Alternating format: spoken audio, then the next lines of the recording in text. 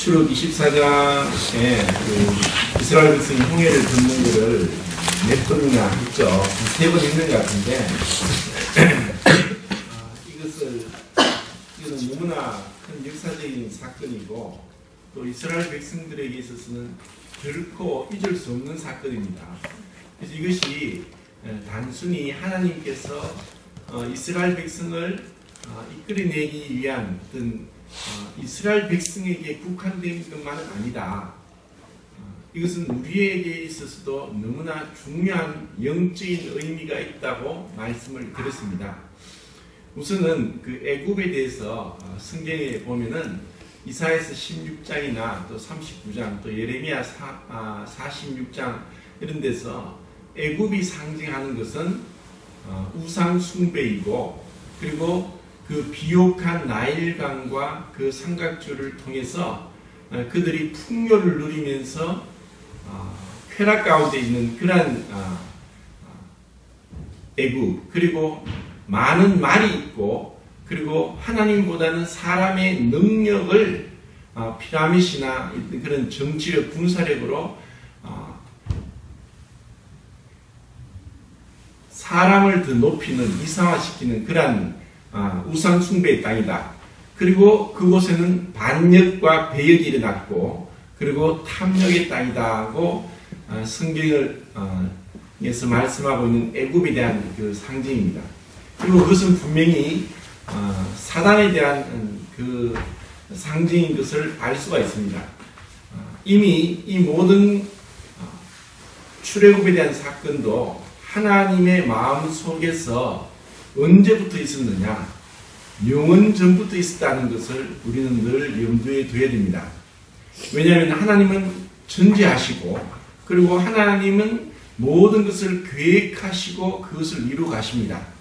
우리 사람도 어떤 일을 하는데 계획을 하고 하지 무계획적으로 아무 생각 없이 닥친 대로 하는 사람은 뭔가 낭패를 봅니다. 지혜로운 사람일수록 준비를 합니다. 우리 이제 일성이자와 혜미자매가 이제 내년에 출산하는데 지금부터 준비를 할 거예요. 전에 뭐 간증하는 걸 들으니까 아기한테 어떤 음식을 먹일 것인가, 그 좋은 영양가 있는 음식을 먹이는데 이런 많은 것들을 이렇게 계속 정보를 이제 취하고 있어요. 그것이 당연한 거예요. 뭔가 준비를 하는 게 당연한지 하나님은 이것을 준비하셨다. 그리고 유대인의 정성에 의하면은 이스라엘 백성이 10번째 재앙 1월 14일 날 6월절을 통해서 그 다음날 15일 날 고센 땅을 떠나게 됩니다. 근데 성경이 정확하게 나오지 않지만 그들은 6일 동안 방황을 하다가 하나님께서 이들을 하나님이 인도하신 곳이 바로 홍해 앞입니다. 하나님께서 그들을 계획 가운데 인도하셨다. 그래서 첫 번째는 아직까지 10번째 재앙을 통해서 바로 왕이 그 교만이 꺾여지지 않은 것을 하나님이 완전히 끊고 그를 심판함으로 인해서 하나님이 영광을 받기 위함이고, 두 번째는 이스라엘 백성이 앞에는 홍해고 뒤에는 애굽 군사가 600병거를 가지고 모든 군사들이 쫓아오고 있다. 그리고 좌우에는 요새가 있고 절벽이 있는 사면초가인 가운데서 그 하나님께서 바다도 갈라지게 할 수 있고 그들을 건너게 할 수 있는 능력 있는 분이라는 것을 보여주기 위해서, 알게 하기 위해서 그렇게 하셨다. 그리고 이와 같은 놀라운 일들이 전 세계에 퍼져서 하나님이 진정한 신이시고 주권자이신 것을 가르쳐주기 위해서 하나님은 이 일을 하신 겁니다.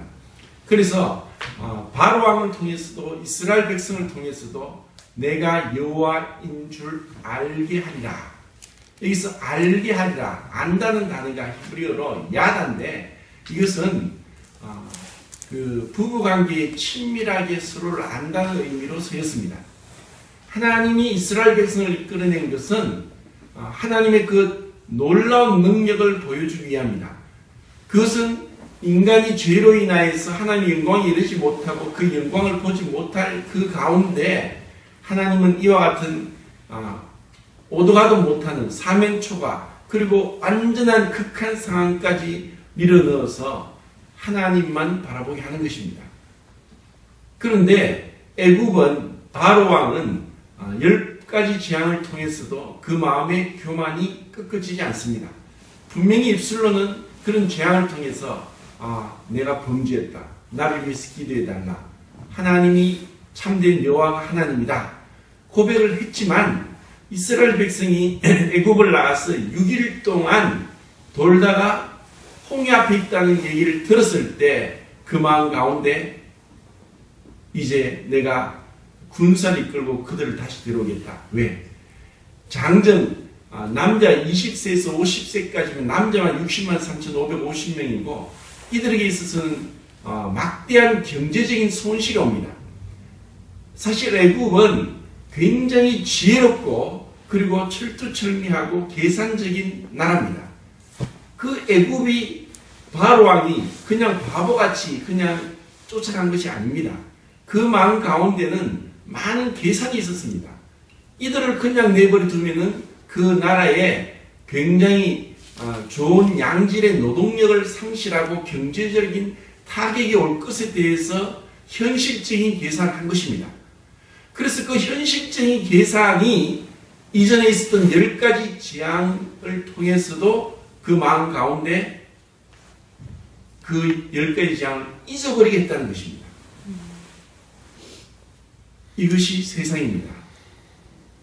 그리고 그 세상에 대한 하나님의 심판은 무엇입니까? 완전히 바다 속에 빠뜨려서 죽게 하는 겁니다. 우리에게 있어서도 마찬가지입니다. 자, 여기서 우리는 이스라엘 백성과 애굽 사람의 동일한 모습을 보게 되는데 시편 106편을 한번 찾아보겠습니다. 시편 106편을 찾으면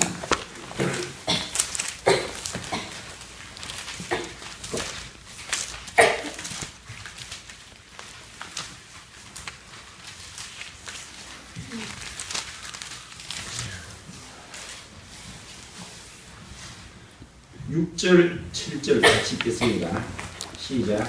우리가 우리의 조상들처럼 범죄하여 사악을 행하며 악을 지었나이다.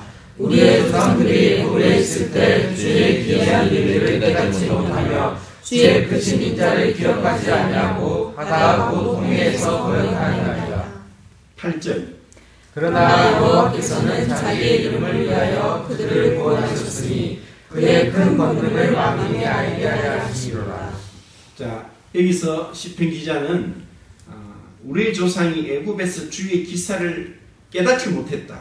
그리고 많은 인자를 기억하지 아니했다. 그리고 홍해에서 거역하였나이다.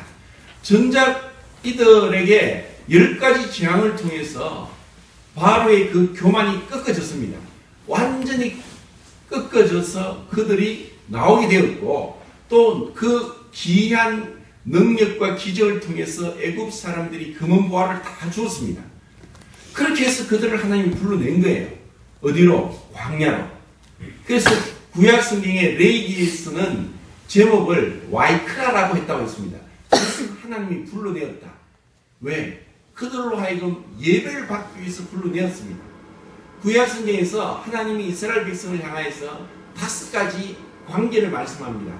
첫 번째는 남편과 아내의 관계다. 그것은 친밀함과 은밀함과 사랑에 대한 겁니다. 두 번째는 아버지와 아들의 관계다. 그것은 보호와 긍의, 그리고 똑같이 친근함에 대한 표현입니다. 세 번째는 양과 목자의 관계입니다. 양과 목자는 절대적인 관계입니다. 양은 목자가 없으면 죽습니다. 가장 어리석은 백성입니다. 그래서 양과 목자에 대해서 이스라엘 백성과 하나님에 대해서 말씀합니다. 네 번째는 포도원과 포도원의 나무의 소출에 대해서 이들은 하나님 앞에서 열매를 맺게 하기 위한, 하나님이 원하는 열매를 맺게 하기 위한 포도나무를 심었다 하고 이사야서 말씀합니다.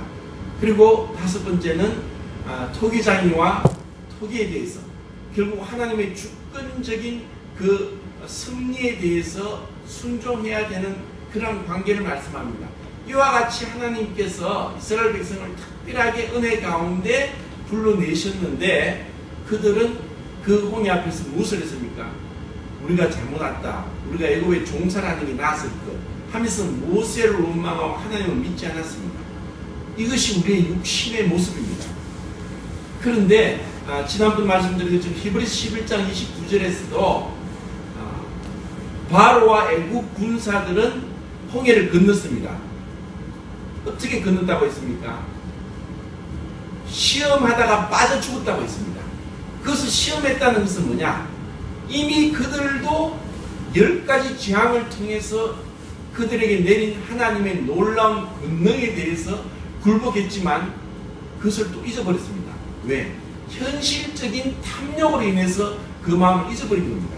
이스라엘 백성은 동일하게 그 절대적인 그들의 무능력함과 어찌를 할 수 없는 그 상황 가운데서 하나님을 바라보지 못하고 하나님을 원망했다면은 애굽 군사와 바로 왕은 탐욕으로 인해서 그들이 10가지 재앙을 잊어버렸기 때문에 시험했습니다. 저들이 건너가니까 우리도 바다를 건널 수 있겠다. 하나님이 능력으로 그 홍해를 갈라지게 했다는 것에 대해서 그들은 믿지 않았습니다. 동일하게 그러면은 애굽 사람이나 이스라엘 백성이나 다를 게 없습니다. 동일하게 범죄를 했고 동일하게 불순종하고 폐역합니다. 그런데 왜 하나님이 특별하게 이스라엘은 인자를 베푸시고 그러나 하나님이 자기 이름을 위해서 큰 권능을 알게 하려 하십니다. 참으로 하나님은 그분의 능력과 영광을 알리기를 원합니다. 마치 태양이 그냥 햇빛을 열을 계속 품어내듯이 하나님은 그 영광을 드러내기를 원하는데 그 하나님의 영광을 가리는 것이 죄입니다. 이것이 로마서 6장 23절입니다. 우리의 불신과 우리의 그 반역과 우리의 탐욕과 우리가 이것을 기억하지 않고 잊어버릴 때 우리는 또 이스라엘 백성이 홍해 앞에서 거해한 것 같이 우리에게 이와 같은 여러 가지 어려운 환경이 올 수 있고 얼마든지 그런 일을 막닥뜨립니다. 그런데 우리는 어떻게 하느냐? 정말 하나님을 바라보느냐? 그분을 바라보고 그분의 능력을 의지하기 위해서 우리에게 무엇이 필요한가? 그것은 말씀을 기억함이고 말씀을 묵상함이고 잠잠히 하나님께 나가기를 원합니다. 여기서 홍해 앞에서 이스라엘 백성에게 모세가 한 말은 잠잠히 너희는 가만히 있어 하나님의 능력을 바라보라. 우리가 그것을 못하는 거예요. 이스라엘 백성은 그걸 못했습니다. 뭘 했습니까? 금방 현실을 바라보고 판단했습니다. 이거 안 돼. 돌아가자. 우리가 잘못했다. 왜 우리를 이곳에 몰아냈느냐? 우리가 그곳에 종살하는 게 나을 뻔했다. 왜 우리가 바다에 빠져 죽게 했느냐? 그들은 현실적인 것을 바라보고 금방 죄를 짓게 됩니다. 그래서 우리에게 있어서 가만히 있어 잠잠히 하나님을 바라보는 것은 정말 믿음입니다. 내 자신을 바라보지 않고 하나님을 바라보는 것, 그분의 능력을 바라보는 것, 그분이 어떠하심을 바라보는 것. 그래서 평상시에 우리에게 그와 같이 잠잠히 가만히 있어 하나님의 능력을 바라보라. 그것을 어떻게 하느냐? 그것이 바로 기도라는 겁니다. 그것이 바로 내 생각을 내려놓고 내 판단을 내려놓고 현실적인 것을 내려놓고 우리가 수시로 주님 앞에 엎드려야 됩니다. 그리고 그분을 바라봐야 됩니다. 그분의 그 전능하심을 생각해야 되고 그리고 이 모든 것을 알고 계신다는 것을 생각해야 됩니다. 야다 너희가 나를 알리라. 하나님은 그분을 우리에게 알리기를 원합니다. 이것이 이제 신약 성경의 요한복음 17장 3절에서는 하나님을 아는 것이 뭐라고 했습니까? 영생이라고 했습니다. 그래서 영생은 시간적인 관념이 아닙니다. 그것은 관계적인 관념입니다. 하나님이 우리를 이끄신 것은 단순히 나를 여기서 지옥 가지 않고 천국 가게 했다는 것이 아니라는 것입니다. 현 순간 그분의 능력을 의지하게 합니다. 그리고 그분께 영광을 돌리게 합니다. 그분께 영광을 돌리기 위해서 우리의 불신과 우리의 반역과 그리고 우리의 탐욕을 내려놔야 됩니다. 우리의 현실적인 판단을 내려놔야 됩니다. 하나님이 우리에게 홍해로 이끄시는 겁니다. 그것이 크든 작든 이와 같이 하는 것이 놀라운 능력입니다. 그리고 이것은 예표론적인 의미에서 홍해는 무엇이냐? 바로 하나님의 구속에 대한 십자가의 두 번째 의미, 함께 죽음이라고 했습니다. 그래서 고린도전서 10장 1절 2절에서는 이 홍해에 걷는 것을 무슨 의미로 해석을 했습니까? 세례의 의미로 해석을 했습니다. 세례. 그것은 그러면 로마서 6장에 있는 말씀과 연결됩니다. 그래, 우리가 예수와 함께 죽었다. 그리고 갈라디아서 6장에서는 우리가 예수와 함께 세상을 대하여 못 박히고 세상은 나를 대하여 못 박혔다. 우리가 할 수 없는 겁니다. 우리는 우리 자신의 죄와 이 세상을 주관하는 마귀와 그리고 사망과 이 심판에 대해서 절대로 우리 힘으로 벗어날 수 없습니다. 전적인 하나님의 주권적인 은혜의 역사입니다. 그 가운데 우리가 구원받은 겁니다. 우리가 한 것은 아무것도 없습니다. 다만 그것을 믿음으로 우리에게 취하게 된 겁니다. 그러면 이 출애굽기 14장에 너희는 가만히 있어 하나님의 구원함을 바라보라고 했던 그 말씀이 신에 대해서 말씀했다면은 성화에 대해서 말씀하는 것은 17장에 있는 사건입니다. 17장에 무엇이 나옵니까? 아말렉과의 전투가 나오죠. 거기서는 무엇을 했습니까? 모세는 손을 들어서 기도했고 여호수아는 나가서 전쟁을 했습니다. 우리가 이 거룩함을 하나님의 은혜로 입었다면 거룩함을 계속 유지하는 것은 바로 믿음의 싸움입니다. 그것은 동일하게 여호수아가 싸웠지만은 그 전쟁의 승패는 어디에 있었습니까? 모세가 손을 드는 것에 있었습니다. 그리고 모세가 이제는 혼자서 든 것이 아니라 아론과 훌이 옆에서 받쳐주었습니다. 그래서 이것이 함께 합심해서 기도하고 동력하는 것입니다. 이것이 바로 아름다운 교회 생활이고 우리의 거룩한 신앙 생활이고 교회 생활입니다. 이것을 우리는 출애굽기에서 14장에서 배울 수 있는 교훈입니다.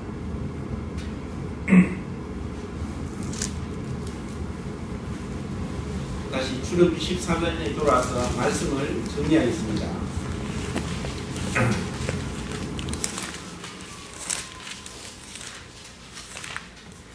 그 4장부터 말씀드리기를 하나님께서 바로 마음을 강팍케 하셨다고 기록되었고 지금 14장에서는 하나님께서 그렇게 강팍케 하셨다. 그리고 그 앞에 7장부터는 바로가 스스로 하나님을 향하여 마음이 강팍해졌다 해서 두 번 다 10번씩 20번이 나온다고 했습니다. 하나님께서 그렇게 바로를 강팍케 하셨다. 또 바로가 스스로 강팍게 되었다. 그것이 바로 이 세상이라는 것. 그것이 바로 우리의 육신이라는 것. 그래서 이 로마서 6장 다음에 나온 7장에서 내 안에 선을 행함이 없고 내 안에 여전히 하나님에 대해서 대적하고 있는 죄가 있는 것을 본다고 했습니다. 이것은 내가 아니라 내 속에 거하는 죄라고 했습니다. 그래서 이렇게 주님 앞에 우리가 믿음으로 살아갈 때 늘 우리의 발목을 잡고 우리로 하여금 하나님 앞에 나가지 못하게 하고 거룩함의 열매를 맺지 못하게 하는 것이 무엇이냐? 바로 그것이 바로 우리 안에 있는 육신의 죄입니다. 이것은 홍해를 통해서 이미 죄의 형벌로부터 구원을 받은 것이고 그리고 17장에서 아말렉과의 전투에서 죄의 권세로부터 우리는 구원을 받아야 되는 현실적인 두렵고 떨림으로 너희 구원을 이루라 하는 이 말씀과 연결됩니다. 그래서 한편으로는 옛사람이 십자가에 못 박혔고 또 한편으로는 옛사람을 십자가에 못 박으라. 이것이 모순되는 것 같지만 고로세서와 에베소서 말씀이 모순되지 않고 그리고 출애굽기 14장과 17장이 모순되지 않습니다. 그런데 이렇게 끊임없이 강팍하고 불순종하는 것은 바로 그들에게 십자가가 없기 때문입니다. 우리에게 진실로 우리는 다 모나고 부족함이 있고 또 불순종하고 여전히 내 안에서 육신적인 그 죄로 인해서 우리는 끊임없이 죄와 싸워야 될 자이지만 우리에게 한 가지 특별한 은혜가 있다면 하나님께서 우리를 붙들고 있다는 것입니다. 애국과 바로 왕은 홍해 바다에 빠뜨렸지만은 이스라엘 백성은 동일한 죄인이지만 하나님의 은혜로 그들은 홍해를 건넜다는 것입니다. 그리고 그들이 무엇을 받느냐? 뒤로 돌아서서 애굽에서 그 군사들이 바다에서 시체를 봤다. 너희들이 그 시체를 볼 것이다. 우리는 무엇을 봐야 되느냐? 아까 갈라디아 2장 20절 말씀한 것처럼 이미 하나님의 은혜로 도저히 하나님 앞에 순종하지 못하는 내 육신을 예수와 함께 십자가에 못 박여 죽게 했다는 것을 믿음으로 바라보고 믿음으로 여기고 그리고 하나님께 나를 의의 병기로 드리는 것. 이 끊임없는 이 우리 마음 속에서 일어나는 이 믿음의 그 단계들이 있을 때 우리는 그래도 조금씩 변화될 것입니다. 우리의 삶 가운데 아직까지 변화되지 않는 부분들이 많을 건데 우리가 주님 앞에 무릎 꿇고 주님 앞에 나가게 되고 그리고 그 이스라엘 백성을 홍해에서 건너게 했던 그 능력의 하나님을 바라본 같이 주님 도저히 저는 이 죄의 힘을 이길 수 없습니다. 제가 변화되지 않고 있습니다. 이런 부분에 있어서 아직까지 내 욕심이 있고 내가 육신적으로 그걸 붙들고 있습니다. 그것을 내려놓게 해주십시오. 정말 주님의 은혜로 이것을 극복하고 거룩함의 열매를 맺게 해주십시오. 이와 같은 간절함이 우리에게 필요하다는 것입니다. 그래서 참된 은혜는 뭐냐? 우리가 이것도 저것도 못한다는 그런 어려운 환경 가운데로 몰아넣는 것이 하나님의 은혜입니다. 이스라엘 백성을 홍해로 몰아간 것이 하나님의 은혜인 것입니다. 어쩌면 우리에게 죽어도 변하지 않는 것 같은 이와 같은 연약함이 있는 것이 은혜입니다. 바울에게 있어서는 모든 환경 가운데 죽을 고비를 넘기고 40에 하나 감한 매를 3번 맞고 5번 맞고 태장으로 3번 맞고 강의 위험과 맹수 위험과 거짓 정죄 위험과 이런 많은 위험들을 가운데로 몰아넣은 것은 자기를 의뢰하지 않고 오직 죽은 자를 다시 살리신 하나님만 의뢰하게 하기 위함이라. 이 말씀대로 우리에게 그와 같은 은혜가 임하기를 원합니다.